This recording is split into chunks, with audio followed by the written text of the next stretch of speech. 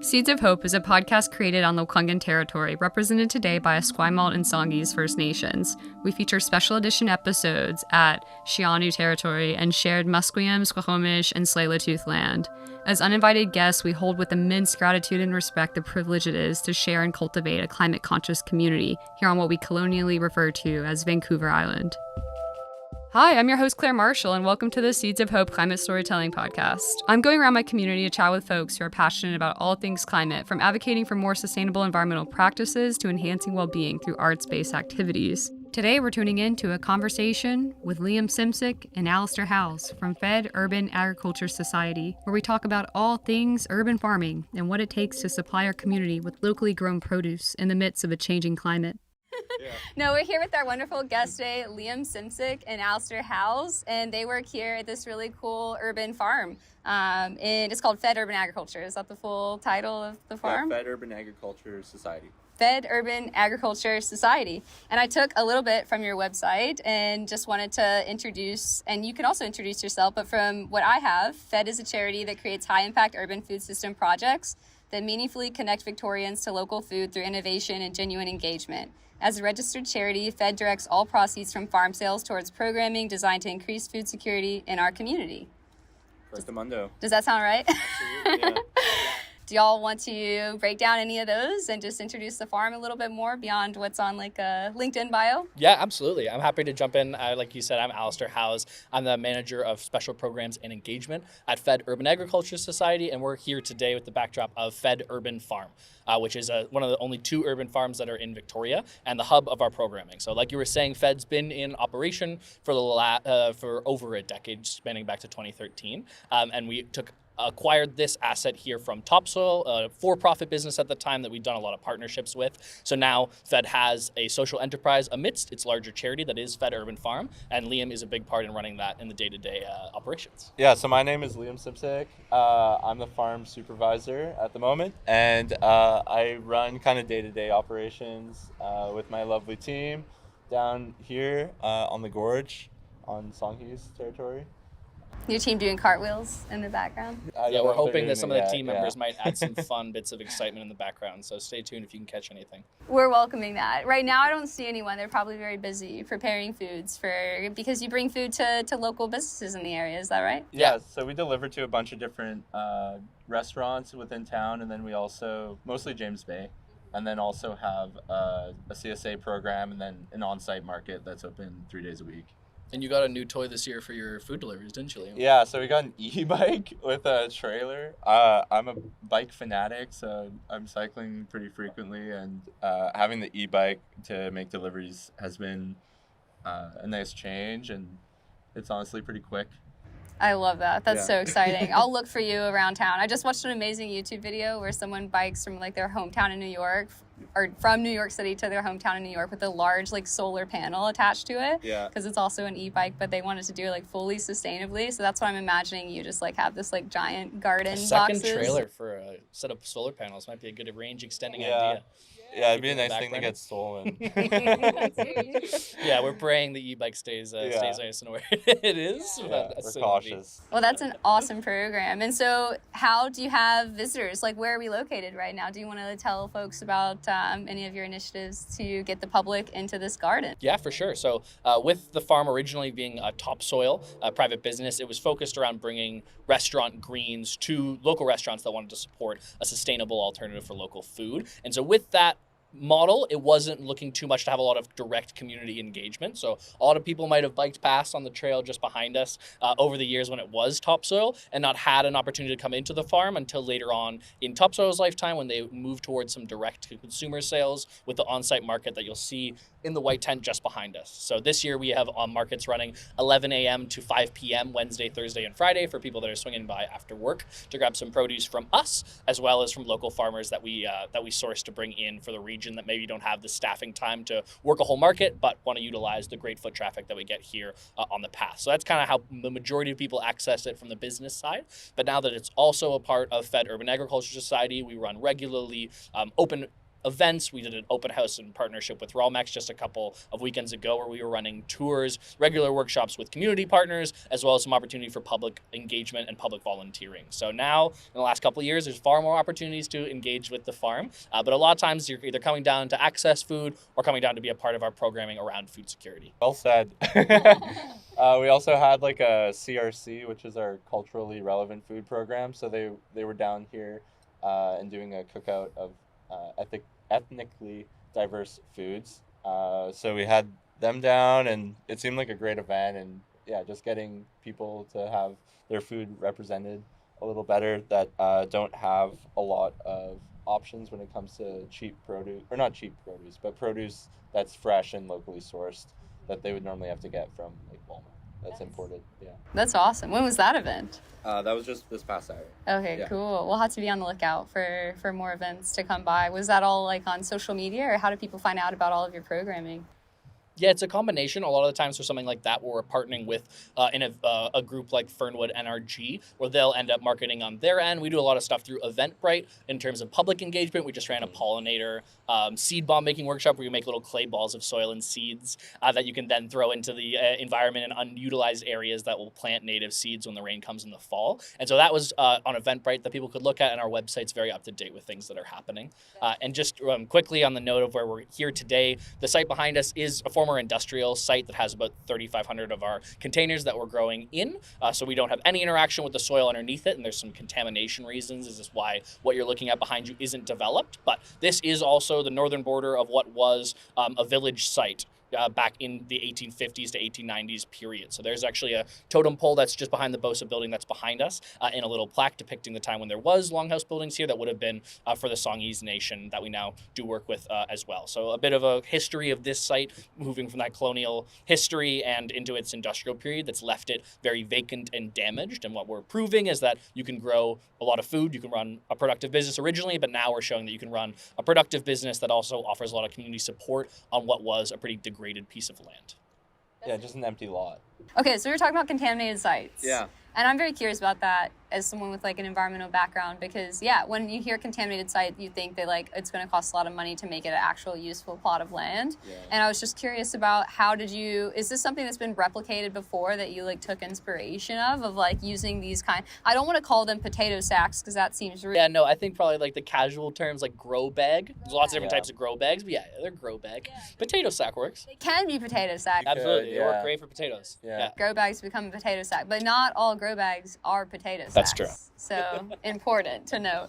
But yeah, we did actually take some inspiration, not on the farming industrial scale. We definitely took some inspiration for urban farms from the business model and things. But in terms of the model, the containers behind you the brand was Smart Pot. And it actually got started because of cannabis legalization in California. So there was a reason for people to want to grow food anywhere, and for like the average person to want to grow food anywhere. And so the grow bags existed before, but they were made really popular because they show that you can grow anything anywhere, but really importantly, you can have 100% control over what you're growing. So you can make sure that it's entirely compost and have a lot of success if you're growing vegetables, or change it up for us if we're growing native plants that need a lot sandier of a soil type. So it's really simple, but it's a very like simple solution to the problem of just putting soil in bags. Yeah, and they're very resilient. Like we've had some of these bags down here for 9 years, and they don't have tears in them, and they don't really show any sign of wear. And it's also awesome because their roots don't like turn on themselves.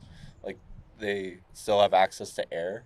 So I don't know. It works well for us. And there's no like, it doesn't, so I think you called it like, is it semi-permeable? So it does like release nutrients into the environment, but it's not like uptaking any absolutely. Contaminated. So for all of these brownfield sites, or generally contaminated sites, brownfield is just the standardization of the term, you have to put in a certain amount of clean fill or gravel on the site while you then have to leave it for a set period of time. So we're in that period where there's been about a meter of clean gravel added to the site here. We're resting on top of that, and all of the action from the testing that we've done is showing that the only nutrient flow is happening downwards. So they release water, which is really helpful when you get things like atmospheric rivers in the winter and things that bring in a lot of water, so we don't have runoff. The containers let go of water really well. And because of that, it's also sending a lot of the microorganismal life that we have just from the compost that we're growing in those containers into the soil underneath underneath it. And we're working with people who are assessing the soil health here eventually when the site is reclaimed, Stantec engineering for that part of it. And they're going to be looking at whether there's something different about our site because of having a garden on top of it, or a farm, I should say, for so many years. So that's something we're quite interested about in terms of looking at a solution for some of our industrial waste sites, because there are quite a few.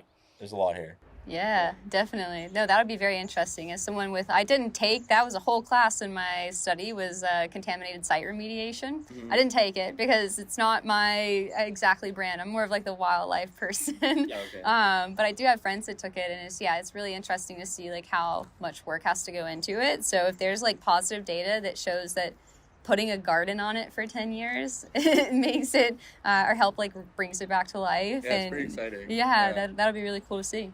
All right, we have some official questions here. I know I sent them ahead of time, and maybe you thought about them, so I'll get to them, but we can keep going and talking about other topics as well. We had some warm-up questions. I feel like we're already warm up, but they are kind of fun. I wanted to know, what's the most underrated edible plant? Nasturtium? Yeah.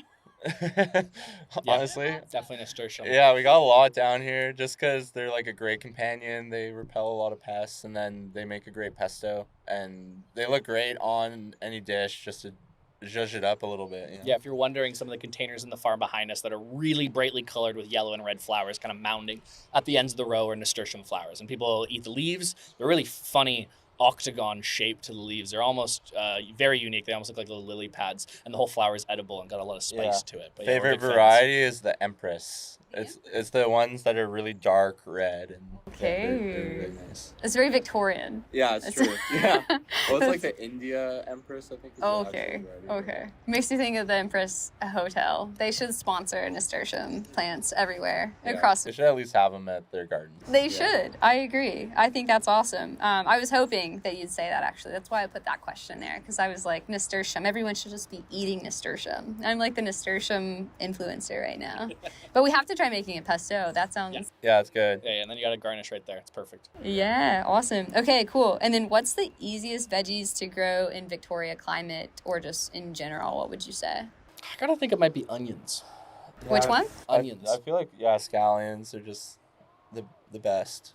Oftentimes, if we're trying to avoid pest issues and you're trying to use a planting solution, onions are the best for deterring plants, both like in the soil itself, it makes it more acidic like a raw onion, and pests really hate it, and they just grow fantastically. They're my solution. Yeah, they're a great overwinter crop, and they kind of cover you in the shoulder season in the spring too, so... I love that. The first couple of years, we started growing crops through the winter to then harvest in the early spring. We did about 300 pounds of onions, and I think outside of planting them in September and maybe spending a couple hours on them through August, through the fall, they just sat and were really ready for us come March. So yeah, it's about playing the systems and getting in tune with those like cycles to make the most of those natural processes. But yeah, it's definitely one with a lot of potential. Hopefully we'll do some more next year too. Yeah. Heck yeah. Did you say 300 pounds of onions? Yeah, 300 pounds of onions. And to walk into harvesting that in March is very nice. Yeah, it helps the bank account. That's amazing. I love that. I don't know what I was thinking when I asked this question, but is there a favorite moody garden plant? Like, who's just dramatic out there? I think tomatoes are pretty dramatic. They're one of the ones that'll talk to you the most, and they get really upset about their soil types and all that sort of thing. A lot of potential, but yeah, I'd say they're a little moody. I would say kale. Red Russian variety in particular, like just, I don't know, and this year, knock on wood, like haven't had a bunch of aphid issues, but in previous years, like a lot of aphid issues. I'm banking on ladybugs and nasturtiums to bail me out, but yeah, I would say the Red Russian, and yeah, you just can't even do anything with them once they get on there, and it's super prevalent. Okay. Did ladybugs eat the aphids? I think so. They I don't do. know. Yeah, I've seen so many this year. Awesome. So many ladybugs. They're big for a lot of people will import ladybugs in boxes and release them in their gardens and things like that, and you get hundreds of ladybugs coming out. But we're pretty happy with the amount that we can attract, especially to like a former industrial site. There's some pictures of this area around us when the site first had aerial images done in the early 2000s, and it honestly looks like a moonscape. So yeah, to see some ladybugs is a good sign. They're bringing it back to life along with you guys. Okay, yeah, I kind of already asked this to tell us about the farm. Where are we? How long have we been here? What are we growing, and where is it going? Do you think we've kind of hit some of those questions, or do you have anything to add? I would add to that. So the first one was not what we're growing, but I'll mention that anyways. So it depends on the season, But overwintering is mostly like your alliums and leeks, onions, and kale and chard, which aren't alliums, but kale and chard. And then in the spring and stuff, we transition more to our gourmet greens and mustard greens and arugula and spinach. And later summer, we have a bunch of different squash and beans and things. I'm missing some other things, but in terms of the for your average small scale farmer of the size that we're doing, our farming operation, we're not doing anything that's dramatically different in terms of the model. Like gourmet greens, mixed salad greens are really productive if you manage it. That can be time intensive, but it can be worth it, and also have a really nice profit point. You're comparing it to lettuce that's being brought up predominantly from California, so there's often a big quality difference. People are willing to spend more for something like that. So a lot of small scale farms trend in that direction. We've probably moved back from being almost entirely mixed greens focused probably 5 or 6 years ago to diversifying as our revenue streams have changed. So not relying just on the weekly restaurants to pay and to hopefully order every week. We've now been able to add a CSA where people buy a set share and they get their produce for 20 weeks and they come down to the farm. You can come to our on-site market. So as the timeline for those revenue streams have changed and we've added more, we can justify overwintering more things because we can sell it with the Southern Vancouver Island Farm Hub, or we can wait for our CSA to start or sell it through the on-site market, even if it might not jive with what is working for a chef's menu and they changed over because they are running a business on that front too. So we found the farm's changed a lot as that business model's reflected it. Totally.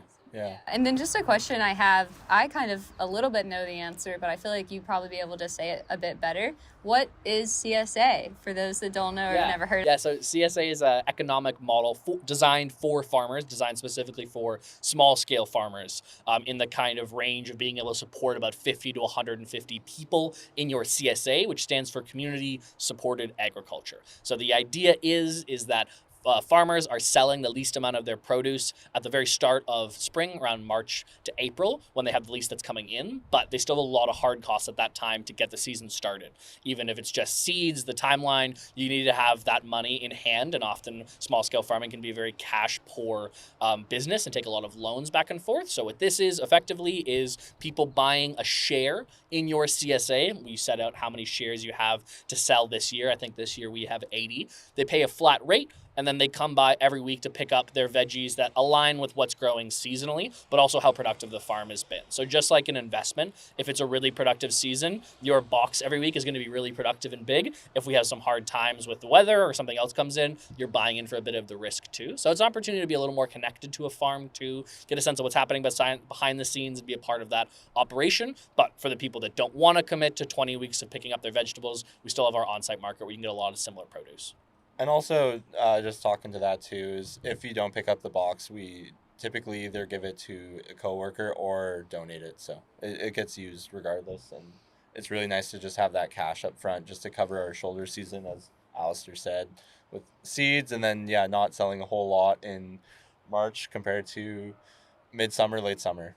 Yeah, that makes sense. I think one thing I really loved about CSA whenever I've done it, the summers that I've done a CSA box, you really see what's growing and like what time it's growing.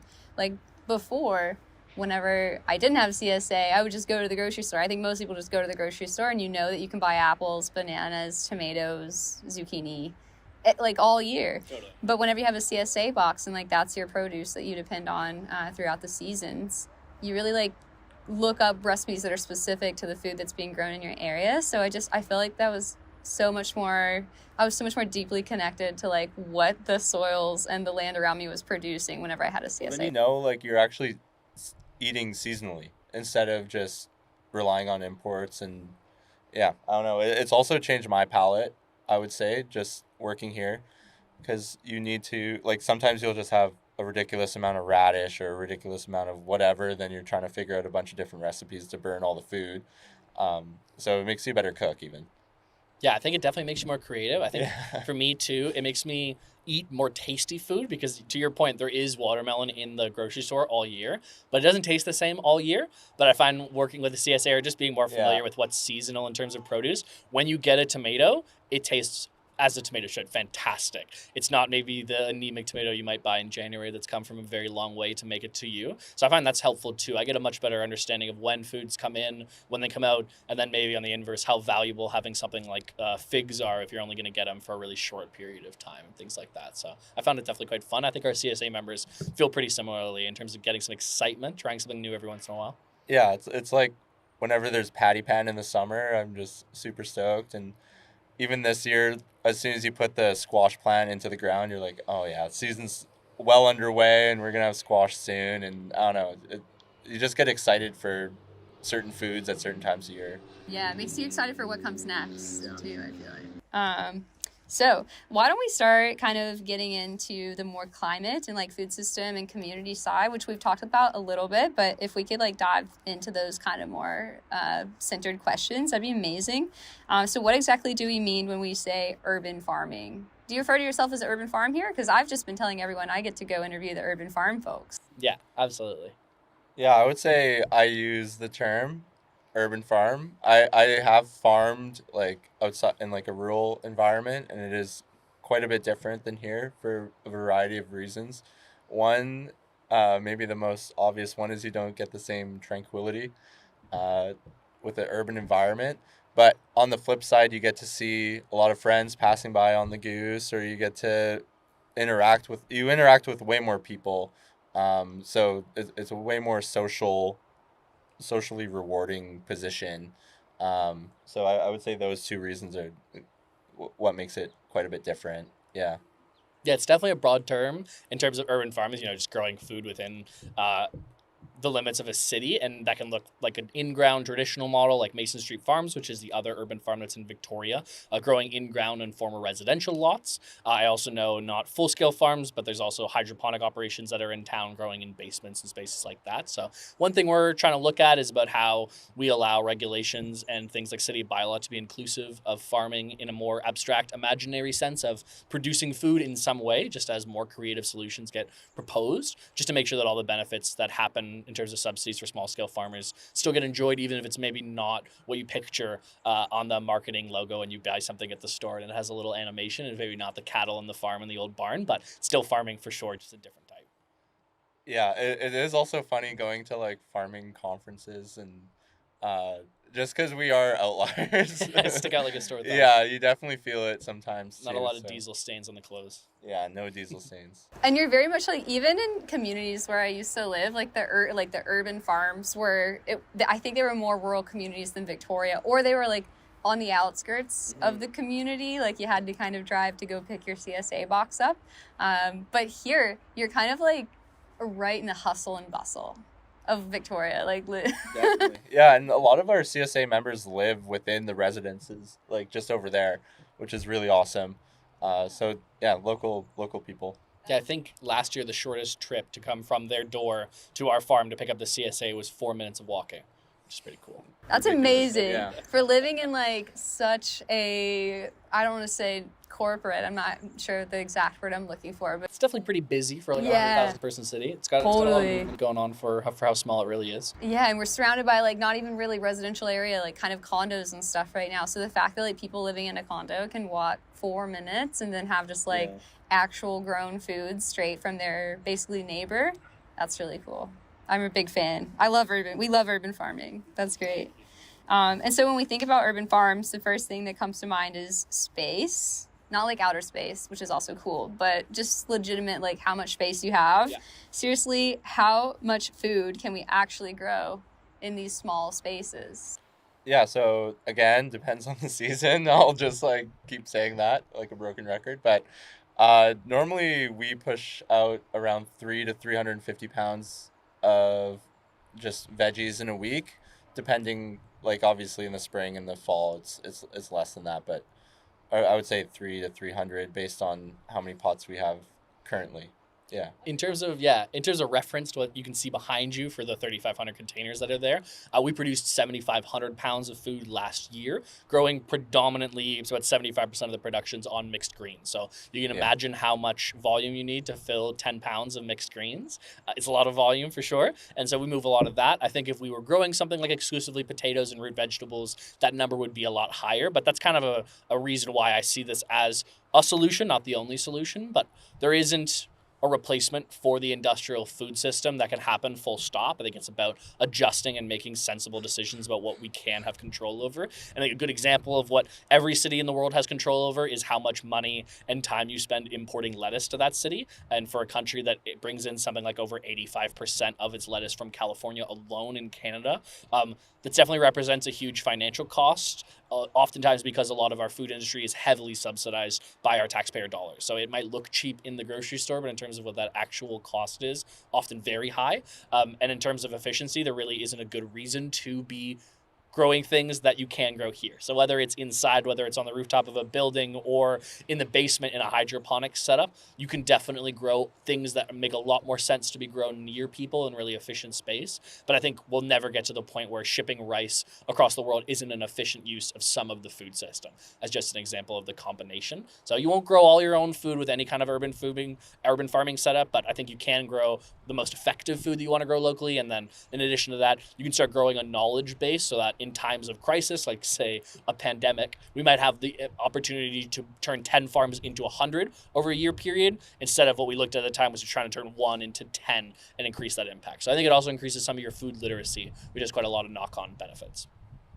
That's awesome. Yeah, I think that's something a lot of people don't really know about until you watch a documentary. The fact that or for me, that was my story.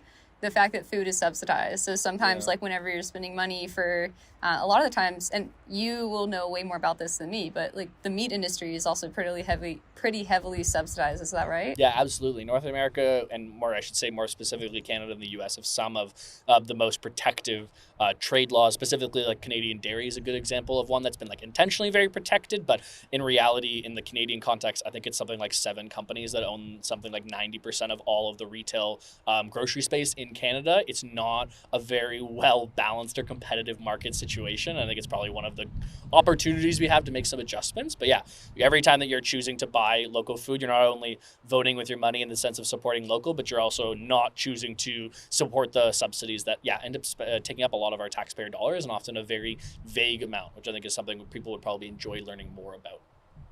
That's awesome. I actually hosted this workshop when I was working for the sustainability office at my school at University of Toronto.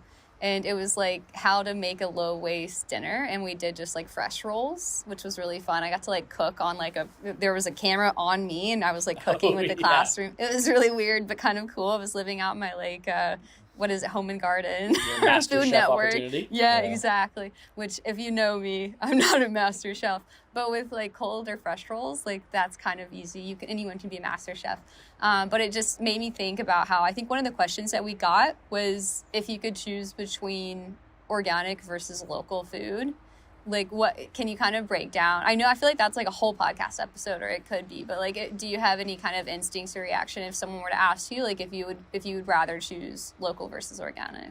Yeah, I think one thing that comes to my mind that I remember from some environmental studies courses at UVic around food security is that the one thing that organic, to my recollection, the one thing organic has been proven verifiably to be far superior at than other foods in comparison is its support of biodiversity. So the farming practices that allow you to be certified as organic often create more pollinator health, more health in the soil level, less harmful chemicals. In terms of whether that means increased nutrients and health, there hasn't been, from what I have understanding and what I was told and read, there isn't a huge correlation that can be proven that there's maybe more nutrients in it. So I definitely, being in local food, I'd lean towards moving in the local food area. Oftentimes organic is, in a sense, a trademark. It is something you have to pay for and be a part of, and organic farms aren't doing anything bad with it, but that process sometimes can have some barriers for smaller farms that might be doing all of their processes in an organic way but don't have that certification. So I would just say for people, just sometimes following up with a couple more questions when talking to local farmers, they might be just as valuable and they might really love the support, could be both local and organic. And sometimes it just takes a little bit more of a connection with your local growers. Yeah, I have worked on an organic farm, and there's a lot of guidelines that you have to follow, obviously, as well as some payment. And we would not ever be like we'll never be organic, but we practice organic practices for the most part, minus like your distance between crops and like wild areas. Like we just are too constrained to be able to meet those standards, and we also don't have the cash flow to buy like an organic salad spinner that you would need, and there's a lot of regulation around it. So I would say local and organic. Local organic would be probably the best, but local is a great start. That's awesome. Yeah, that's exactly what I actually talked about in my classroom discussion. Well, before the windstorm or whatever's happening comes and blows us all away, let's chat about this is really relevant, like climate, if we can get into it a little bit. I'm just curious, as a farm based out of Victoria, have you seen ways our changing climate's already impacting crop productivity and food availability? And what are urban farms doing to supplement this change? Yeah, I know it's like a common concern with a lot of farmers within Saanich and on the Saanich Peninsula and into Greater Victoria as well. Like there's been a lot of change. Even in the past 4 or 5 years since I've moved here, I've noticed a lot of change. And then especially when you're working outside every day, you notice change, whether it be like a drier heat in the summer, like the heat dome that we had in 2023, or I believe the year was 2024, also 2023, where we had a big deep freeze that took out a lot of vegetables within the peninsula. So just seeing a lot of change. Victoria's become a lot windier than it previously was, and yeah, it's definitely scary for me, and it just makes it harder to predict the weather and predict what you will get from like a yield perspective. Yeah. As I've spent more time farming, it was an introduction for me coming to work at the farm here originally. I understand that farmers are truly climate adaptation specialists, and always have been, in the sense that you're always going to have an unpredictable season, but how unpredictable those seasons are definitely seems to be increasing. And I think we see that in the early stages, in the freak weather events that happen outside of season. So whether it's the year that I remember when we planted all of the plant starts that happened on the farm and we had a frost that happened in late April that year, or it's whether not simply the fact that with the temperature swings that are happening in the winter, our kale very regularly does not believe that it's only been planted for a year, because it experiences really warm, cold, and then back to warm temperatures throughout January when we have some big fluctuations. And we've been unsuccessfully able to have it growing for 2 seasons, which it's supposed to be able to do as a biannual pretty regularly. So on like a very small scale, a crop that we should only have to plant once, we're having to plant twice as much. On that larger scale, I think it just means that farmers are shifting more towards infrastructure, buying more infrastructure, protecting yourself from the weather by getting out of the weather, in terms of putting more covering on things, having more climate control, adding more to their greenhouses in terms of the ability to tarp it, shade it, add water, things that, definitely systems that were built and worked for many decades that are needing some adaptations to them now in that farming infrastructure piece. Yeah, a lot of veggies getting stunted, which makes it difficult. Yeah. You said something that unlocked just a world for me, which was that farmers are climate adaptation specialists. I love that. I being from Louisiana, which is like very much dependent on crops, and a lot of people make a living by being farmers there, including my own grandfather was also a farmer. I'm not getting emotional, it's just windy, so my eyes get teary. But anyway, it's a really good sentiment, because I think that some farmers in especially rural areas maybe should start considering and thinking and using that terminology more. Not that farmers are always averse to like talking about climate change. It's just something, especially in rural U.S. where I was born and raised, that, I don't feel like they are considering themselves. Maybe at this point it's a little bit different than when I was there, but just I think that there's a lot of adversity to talking about climate change and incorporating that in their kind of like plans and strategies. Although that's what they always do and always have done from year to year, is try to project what the weather's going to be. Honestly, I was surprised to see how many people had it like at the center of their mind, and we're talking about it and open about it, because it is something that obviously, like in the U.S. particularly, obviously in Canada too, but I feel like the U.S. is just, you see a lot of people going to Florida and Texas right now, and it's just like, okay, why? So, it's just refreshing to have people like realize it, recognize it. identify it as a problem, and there aren't any easy solutions to, and it's just refreshing to hear people mentioning it and addressing it. You mentioned that you've been to a few farming or agricultural conferences. Yeah. Are these are there presentations that you've read or listened to about climate and how that's affecting crops? Yeah, there was a few climate ones. A lot of them were on like advocacy, and also just on like crop rotation, how to manage how to do like a production sheet and keeping track of all your notes and being organized, because that's the other part, is just being organized and keeping track year over year, so you compare your notes and compare your yields and figure out what worked, what didn't, and adapt year over year to be more productive on the land that you have. Wow, so farmers are not only climate adaptation specialists, they're also like researchers. Statisticians and researchers. That's really interesting. So that's something that you're incorporating here? Yeah, we were, I don't know if it's an invite or what, but I went once when I worked for North Star Organics, and then another time with Fed, and just went, and there's a bunch of presentations from other local farmers on the Saanich Peninsula, and then they just comment and lead a course on what they're passionate about or what they feel like sharing that year. And it's through the South Island Farming Institute, I believe, South Island Farming Institute, and it's held at the Saanich Fairgrounds every year. Yeah. Are there any trends that you've noticed in since you have been documenting any kind of the research methods here? Have you noticed any big changes, or is that something that you kind of have to wait a few years? Something that I need more time. Just this is my first year in this position, and before that we just didn't have the capacity to really keep our numbers all contained and organized in a way that could be referenced. So now we're hoping year over year to have a better understanding and track those metrics in a more accurate way. That's awesome. There's a tear coming down from my face because of how excited I am about the metrics to come. Sweet. Okay. Same here. That's beautiful. So we've talked a little bit about your work in community impact. I mentioned if you could just tell us a bit more about the different projects going on at the farm, which I think you've already kind of went over. Yeah.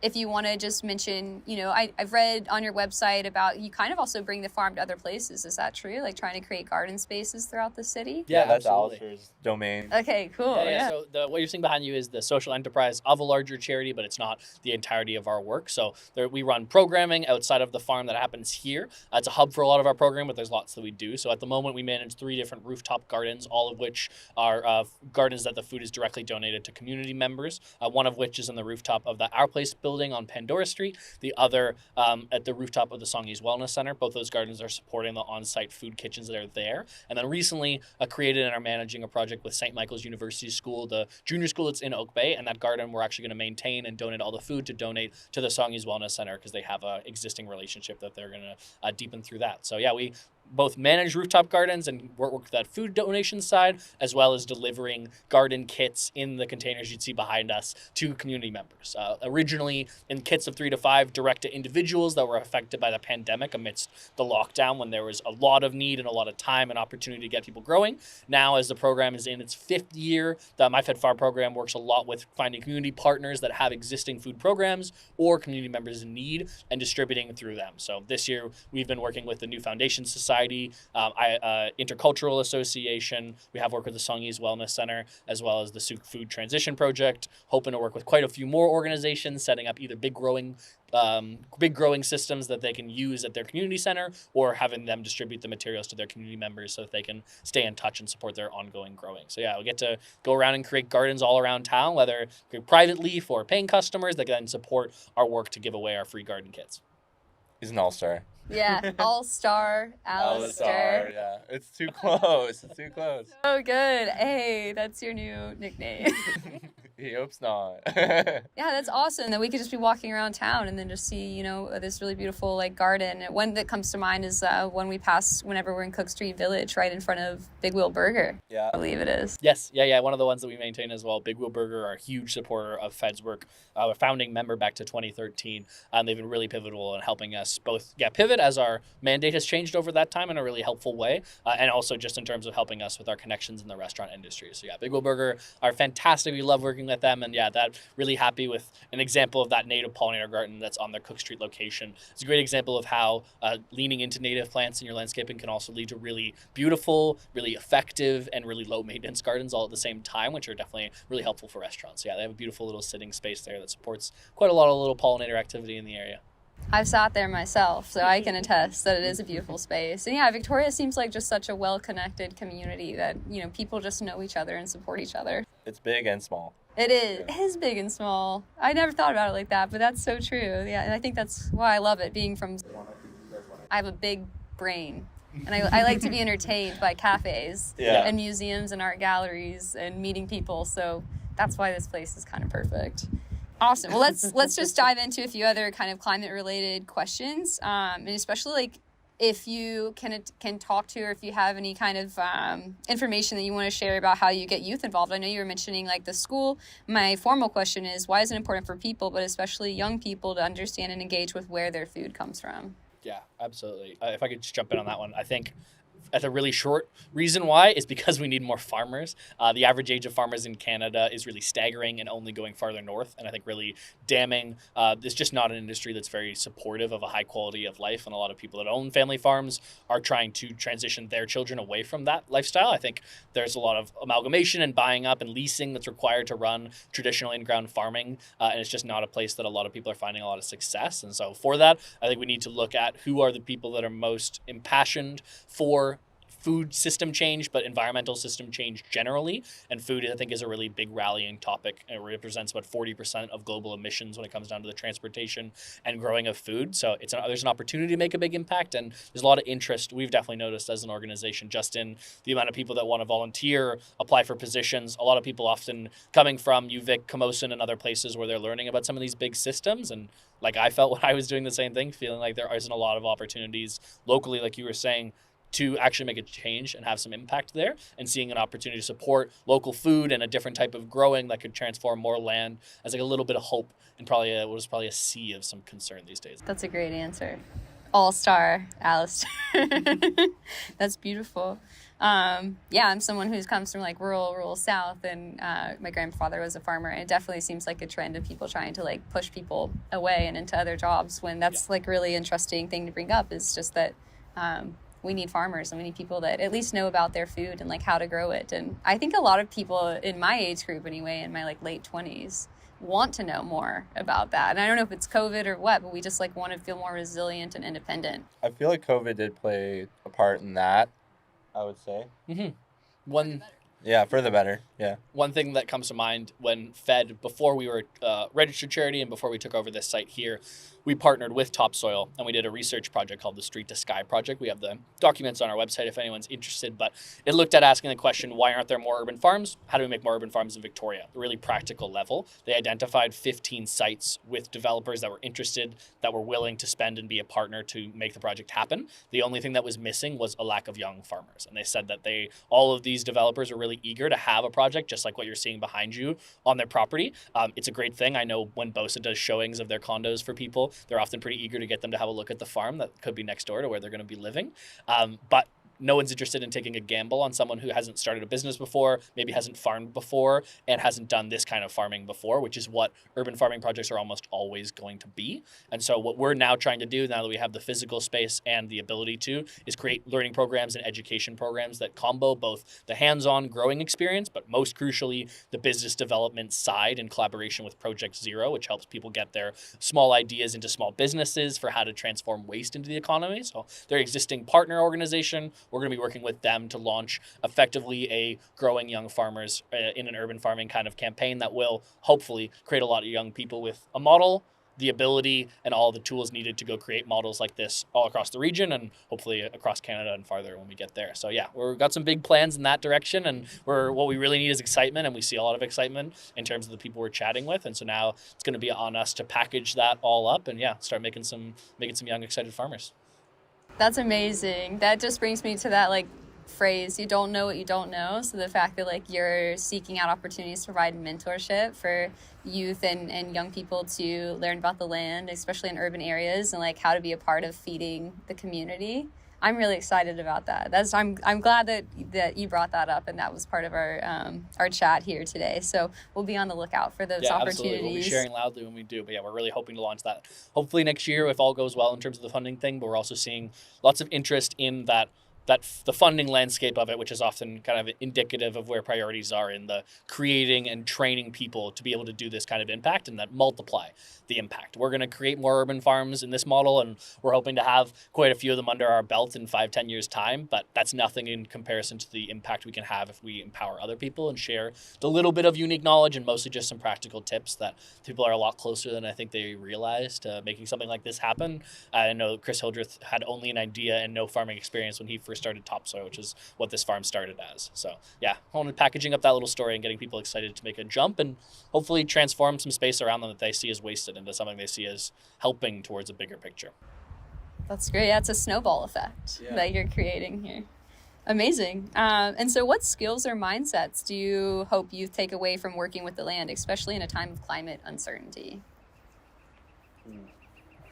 Oh, it's a good one. It's the first question where we're I think maybe adaptation and just not trying to move into situations with a real neutrality of whether it's a heat wave or whether it is weather that you didn't expect and maybe don't want and get angry at the weather. The weather gods don't care if you're angry at them. I think if anything, they do care and they'll give you worse weather. But I think for me, being really neutral about adapting, realizing that a solution that might have worked before might not work in the future as things change, but also as we grow in rooftops and different spaces.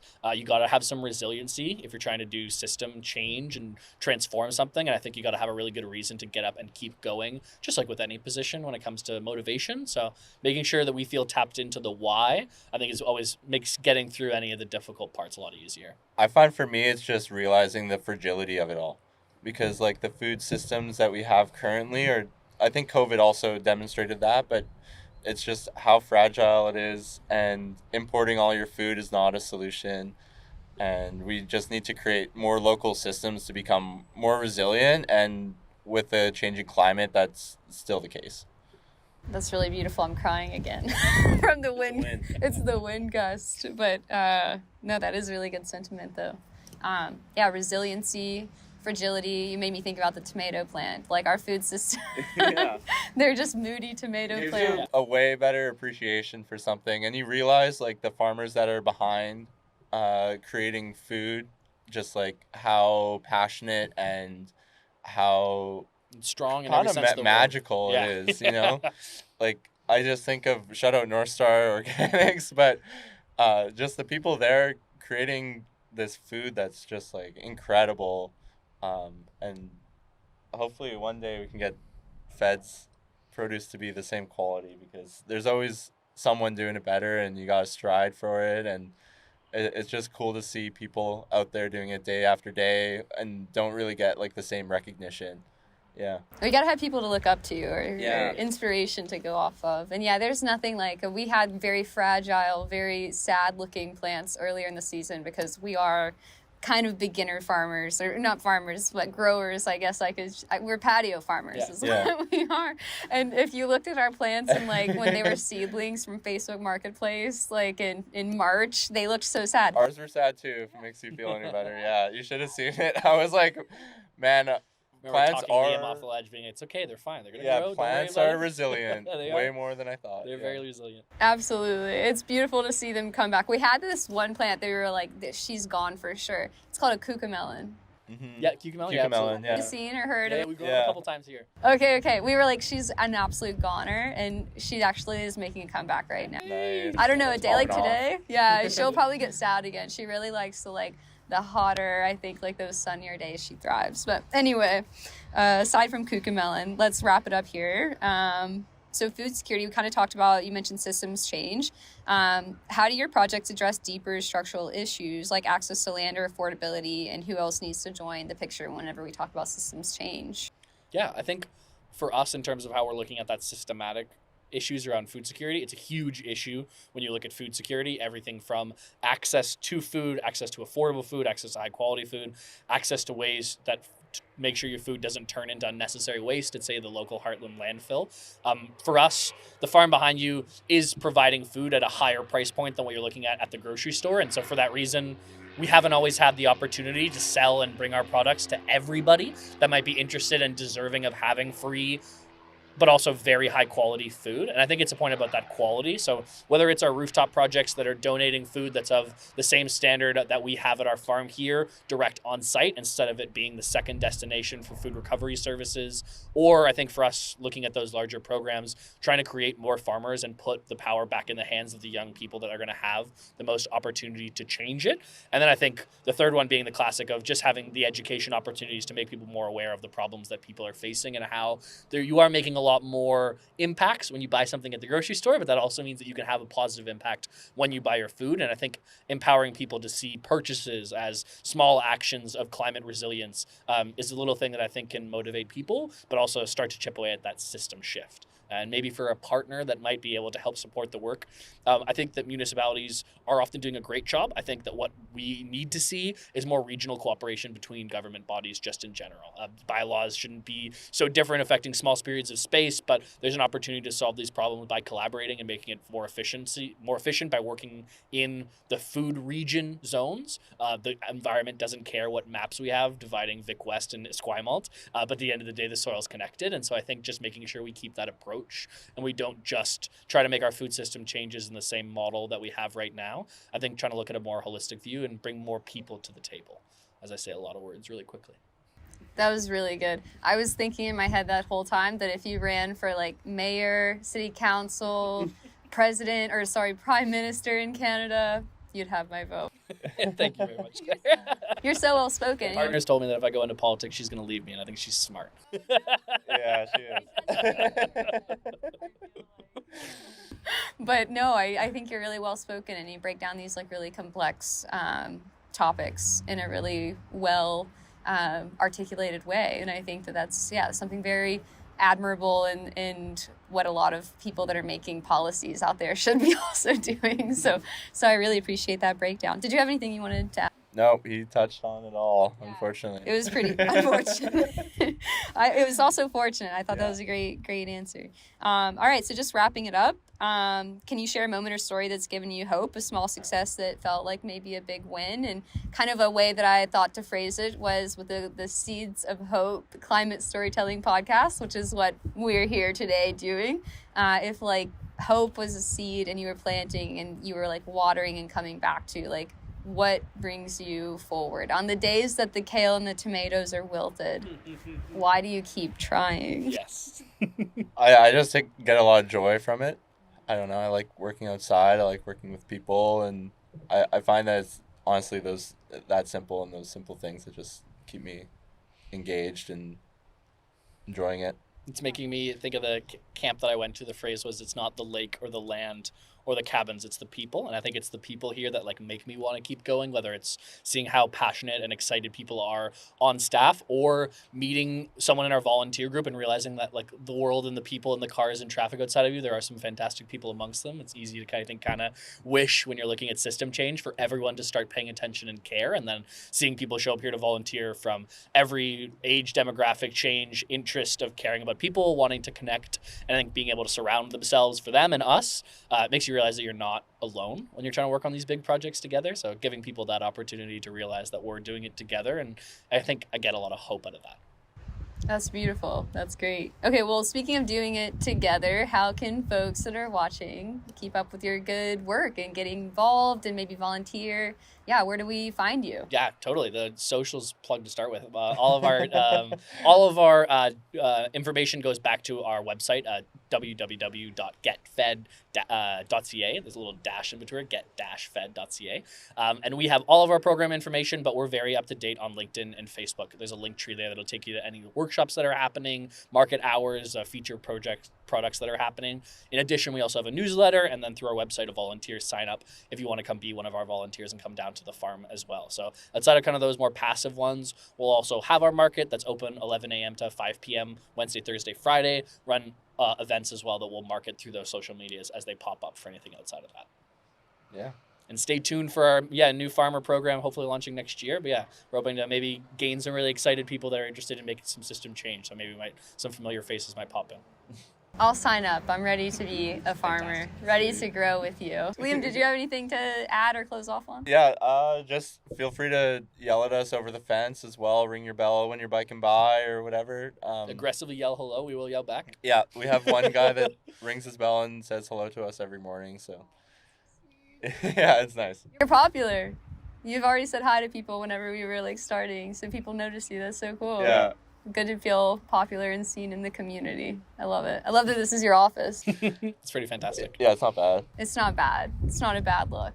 Thanks so much for the opportunity to share about it. We're really Yeah, happy to really appreciate be it. able to do what we do, and it's kind of only possible for the people that help amplify what's going on. So thank you. We really appreciate it. Today's episode featured Liam Simcic and Alistair Howes from Fed Urban Agriculture Society. Special thanks to our camera operator, Britton McCubbin and Emma Cole McCubbin. This podcast was produced with support from TELUS STORYHIVE. Special thanks to the Starfish Canada for helping bring this vision to life. I'm your host, Claire Marshall. This is Seeds of Hope. We can't wait to see you next time.